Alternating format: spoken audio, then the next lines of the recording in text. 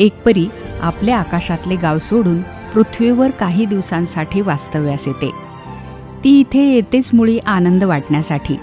इथे ज्याच्या ज्याच्या सहवासात येते त्या प्रत्येकाला लळा लावते, स्नेहाचा अगत्याचा वर्षाव करते. आपले इथले वास्तव्य खूप समरसून जगते.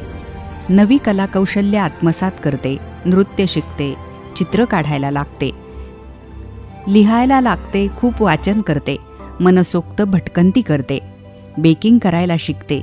जे स्वतः शिकले ते छोट्या मुलांना शिकवायची स्वप्न पाहते.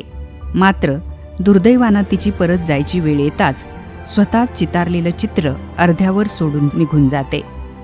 आणि इथे मात्र ज्या सर्वांसोबत धागे गुंफून जाते त्या सगळ्यांना दुःखाच्या सागरात बुडवून जाते. ही एका परीची वाटणारी कथा आमच्या प्राचीची कथा आहे. ती अशीच होती. जेवढं जगली तेवढं आयुष्य समृद्धपणे जगली. तिच्या असण्याची एक स्वतःची ओळख होती. आज तिचे नसणे ही सुद्धा तिचीच एक नवी ओळख आहे. हे पुस्तक फक्त प्राचीचे असले तरी फक्त प्राचीचे नाही,